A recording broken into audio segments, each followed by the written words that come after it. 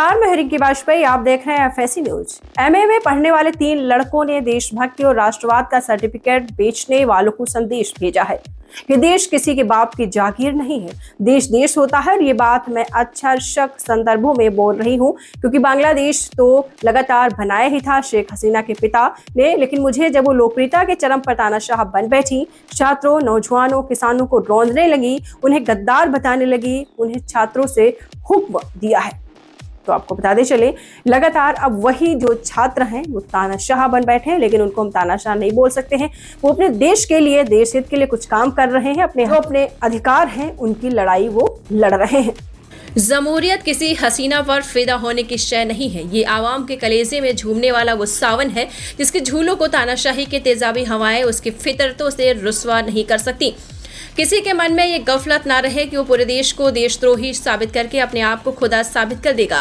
और ये संदेश केवल बांग्लादेश का सच नहीं है, पूरी दुनिया का सच है। वरना किसने सोचा था कि ढाका यूनिवर्सिटी का हॉस्टल में रहने वाले इतने बरस के 3 लड़के लोकतंत्र के रास्ते तानाशाह बन बैठी हसीना को निकाल देंगे। आज का सच ये है कि यूनिवर्सिटी हॉस्टल के लड़के नई सरकार की दिशा तय कर रहे हैं और छात्रों को गद्दार और देशद्रोही कहने वाले शेख हसीना सिर छुपाने के लिए दुनिया भर में भागती फिर रही हैं। इस वीडियो में हम उन 3 लड़कों के बारे में बताएंगे, उनके बारे में जानेंगे। इसलिए भी जरूरी है कि आप समझ सकें कि छात्र क्या कर सकते हैं।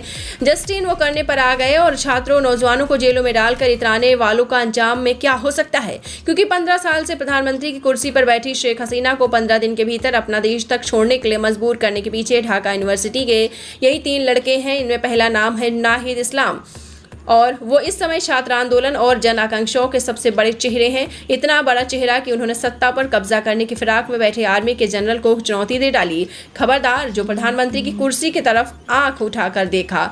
हमारी कोई शिकायतें आए, लेकिन ऐसा नहीं कि हम मूर्ख पर किसी जनरल को कब्जा करने देंगे। इस पर आगे और बातें करेंगे, लेकिन पहले जरा उनके बारे में जानते हैं। नाहिद इस्लाम ढाका यूनिवर्सिटी में सोशलजी यानी समाजशास्त्र विभाग के छात्र हैं। शेख हसीना के देश छोड़ने से एक दिन पहले उन्होंने अंतिम चेतावनी जारी की थी। उन्होंने कहा था, आज हमने लाठी उठाई है, अगर लाठी काम नहीं आई तो हम हथियार उठाने के लिए भी तैयार हैं। पीएम हसीना देश को गृह युद्ध में धकेलना चाहती हैं।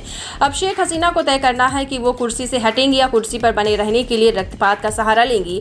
इस बयान के 2 घंटे के भीतर शेख हसीना के देश छोड़ने की उल्टी गिनती शुरू हो गई। उन्होंने नाहिद इस्लाम को कुचलने में कोई कमी नहीं छोड़ी। उन्होंने 20 जुलाई के सुबह पुलिस ने हॉस्टल से उठा लिया। सोशल मीडिया पर एक वीडियो वायरल हुआ जिसमें रात के 2 बजे वर्दी में आए 20-25 लोग नाहिद को गाड़ी में बैठा रहे। 24 घंटे बाद वो पुल के नीचे बेहोशी की हालत में पाए गए। उन्होंने दावा किया कि उन्हें लोहे की रॉड से तब तक पीटा गया जब तक वो बेहोश नहीं हो गए। शेख हसीना की पुलिस की पिटाई से घायल नाहिद इस्लाम के लथपथ लाल चेहरे ने प्रदर्शनकारियों को भड़का दिया। लेकिन शेख हसीना के जुल्म का ये अंत नहीं था। 26 जुलाई को ढाका पुलिस की जासूसी शाखा ने उन्हें फिर से उठा लिया, लेकिन 26 जुलाई को अकेले नाहिद इस्लाम कोई नहीं उठाया गया, उनके साथ 2 और लड़कों को उठाया गया। दोनों यूनिवर्सिटी के छात्र आसिफ महमूद और अब्बू बकर मजुमदार। आसिफ महमूद ढाका यूनिवर्सिटी में लैंग्वेज स्टडीज से BA कर रहे हैं। नाहिद दर्शन की तरह पुलिस इसके पहले भी आसिफ को उठा चुकी थी और इसके साथ बर्बरता की थी। 26 जुलाई को उन्हें उठाया गया, तब तो अस्पताल में अपना इलाज करा रहे थे, जिसने छात्रों का गुस्सा देखा और भड़क दिया। तीसरा चेहरा अब्बू बकर मजुमदार, वो ढाका यूनिवर्सिटी में भूगोल से BA करता है और BA साथ में नागरिक अधिकारों के आंदोलन से जुड़े हुए 5 जून को कोर्ट के आरक्षण पर फैसले के बाद बकर ने अपने दोस्तों के साथ मिलकर स्टूडेंट्स अगेंस्ट डिस्क्रिमिनेशन मूवमेंट की शुरुआत की। 19 जुलाई को पुलिस उसे उठा लेती है। इसके बाद उसे कई दिनों तक उनका कुछ भी अता पता नहीं चलता। 2 दिन बाद नाहिद इस्लाम की तरह पुलिस उन्हें सड़क पर फेंक कर चली गई। गंभीर हालत में उन्हें थान मंडी के अस्पताल में भर्ती कराया गया, लेकिन 26 जुलाई को ढाका पुलिस की डिटेक्टिव ब्रांच ने नाहिद इस्लाम और आसिफ महमूद की तरह ही अबू बकर मजुमदार को भी उठा लिया। शेख हसीना सत्ता के नशे में पागल हो चुकी थी। 27 जुलाई को 2 और छात्र छात्राओं को उठाया, छात्र नेताओं को उठाया गया। सरजे आलम सालम और हसनत अब्दुल्ला परिवार और वकील तक को उसने मिलने की इजाजत नहीं दी गई। शेख हसीना ने पुलिस फोर्स के जरिए नाहिद इस्लाम, आसिफ महमूद और अबू बकर को एक वीडियो बनाने के लिए मजबूर किया कि वो सरकार के खिलाफ प्रदर्शन अपनी मर्जी से वापस ले रहे हैं। इसके बाद आंदोलन थमने लगा। नेतृत्वहीन छात्रों को लगने लगा कि अब इसे किसी भी तार्किक अंजाम तक नहीं ले जाया जा सकता। लेकिन यही नहीं, शेख हसीना एक ऐसी भूल कर बैठी जिसने उन्हें सारे समीकरणों को ध्वस्त कर दिया। पुलिस और एजेंसियों के भरोसे लोकतंत्र की तहस नहस कर चुकी शेख हसीना ने 1 अगस्त को तीनों छात्रों को छोड़ दिया। बाहर आने के 24 घंटे के बाद नाहिद हसन ने फेसबुक पर वीडियो जारी किया और छात्रों से अपील की वो अपने घरों में ना बैठे। आंदोलन खत्म नहीं हुआ है, आप जहां कहीं भी हैं वहीं से बाहर निकलकर प्रदर्शनी में हिस्सा लीजिए। नाहिद ने कहा कि पुलिस ने उनसे मारपीट करके जबरन एक झूठा वीडियो बनवाया था। वहीं आसिफ को एक इंजेक्शन दिया जिससे वो कई दिनों तक बेहोश रहा। इस अपील ने हताश निराश होकर घरों हॉस्टल में जा बैठे छात्रों में नई जान फूंकती। देखते देखते बांग्लादेश की सड़कें लाल हो, लोगों को इनसे ज्यादातर छात्र थे, मौत के घाट उतार दिया। अंत में नाहिद इस्लाम ने 4 अगस्त को कहा कि शेख हसीना फौरन कुर्सी छोड़ दें और नहीं तो हम उन्हें चौराहे पर ले आएंगे। इसके बाद पुलिस, सेना और सुरक्षा एजेंसियों ने भी हाथ खड़े कर दिए। इसके बाद क्या हुआ आप सब जानते हैं। आप ये तो कह सकते हैं कि हिंसा ठीक नहीं है, मंजूर, लेकिन क्रांति कभी गलत नहीं हो सकती। बांग्लादेश के संस्थापक और राष्ट्रपिता शेख मुजीबुर रहमान की मूर्ति को तोड़ा जाना गलत है।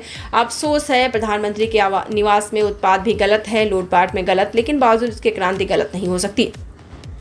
याद कीजिए, चौरी चौरा ट्रेन कांड में लूटपाट का विरोध खुद गांधी ने किया था, लेकिन इससे ऐसा करने वालों को अपराधी तो खुद गांधी ने भी नहीं कहा। असेंबली में भगत सिंह का बम फेंकना गलत था, लेकिन इससे भगत सिंह अपराधी नहीं हो जाते, वो हमेशा नायक रहेंगे। क्रांतियां होती इस वजह से है कि बेलगाम सत्ता की भ्रांतियां तोड़ी जा सके। इतिहास हमेशा ऐसा करने वालों को नायक ही कहेगा। हम फिर से बताना चाहते हैं कि ये काम BA MA में पढ़ने वाले लड़कों ने किया है, जिन्हें शेख हसीना ने गद्दार और देशद्रोही कहा, विदेशी एजेंट कहा, लेकिन छात्रों के हाथ में जब ताकत आती है वो लोकतंत्र के रास्ते तानाशाह बन बैठे। दिन रात कपड़े बदलने वाले किसी आमुक्त बौने की तरह अपने आप को ईश्वर नहीं समझने लगते। और कीजिएगा, छात्र समझते हैं कि लोकतंत्र कितना जरूरी है।